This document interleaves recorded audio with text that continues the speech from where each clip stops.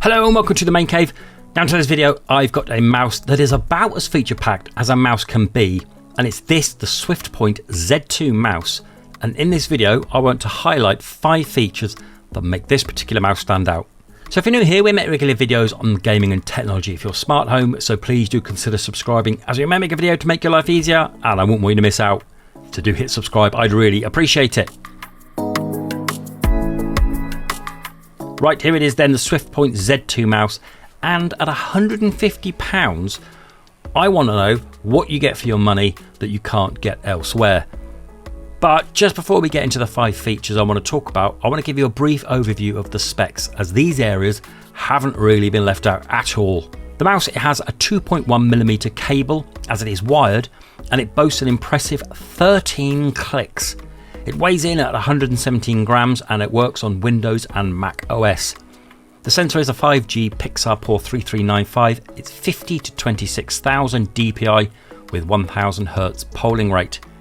It has an onboard memory to store 20 profiles, and these profiles are used in the software which can be downloaded from the website. The software itself, it has too many features for this video. I may make a separate video on just that, but the main highlights are the profiles it sets up for each game. The software picks up from your PC which games you have installed and then adds them to the software. You can also add them manually if you want, and along with other applications, not just games. Also with the mouse, I've got myself a travel case. This is a separate purchase and has a place for all of the accessories that come with the mouse, such as the tilt feet, rubber clicks and tilt pad. The Z2 fits in it perfectly, and it's well worth getting if you want to travel with the mouse. Right, let's crack on then. I've been using this mouse now for a month or two, and when using it, it really is hard to go back to my regular mouse, mainly due to getting used to the number of clicks that I can assign. But also, 5 reasons why the Z2 just takes it to another level. Right, let's start off with number 1, and it's the haptics. In the software, you have the option to change the buttons to have haptics.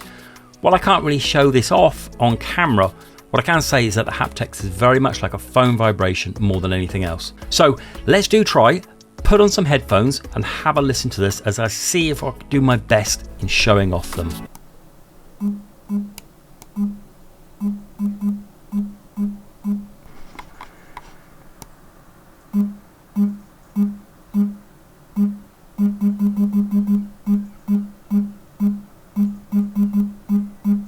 Okay, so I have mine set on the buttons which are located behind the main clicks, and they vibrate when clicked, so I get some feedback as to whether they are pressed.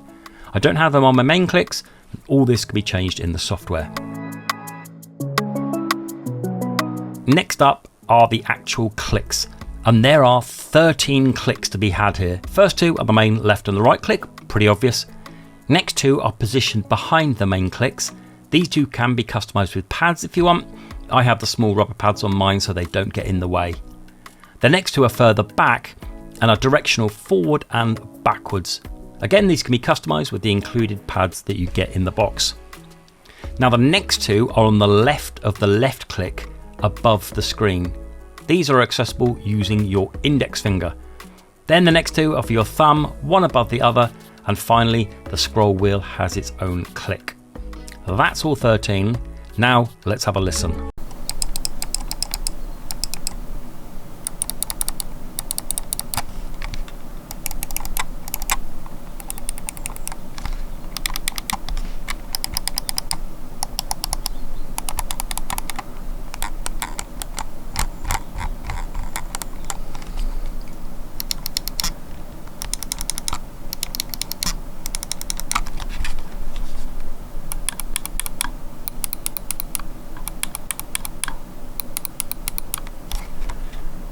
So number 3, well, we've got more clicks here, but this does deserve its own category as it's deep clicks. Here, there are 5 clicks that use deep force. In essence, what it is, it's not like your typical digital on and off. It's more of an analog percentage of pressure. So slightly click and you can see that the percentage increases the more pressure you put on them.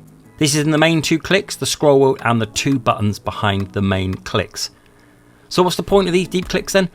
Well, imagine you have 100 different options per click, 1 to 100%. You can set anything to happen at any percentage. So if you want 1% to be the left click, but 50% to be hit, say, the A key, and then the 100 hit the B key, then you can. Obviously, you'd be more inventive than my example here.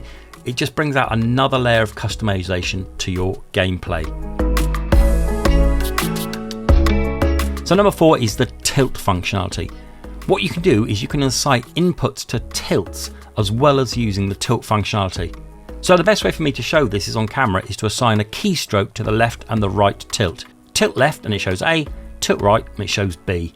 Simple example for the camera, but you can imagine the possibilities within your gaming setup. Then you can also use the tilt as a joystick functionality.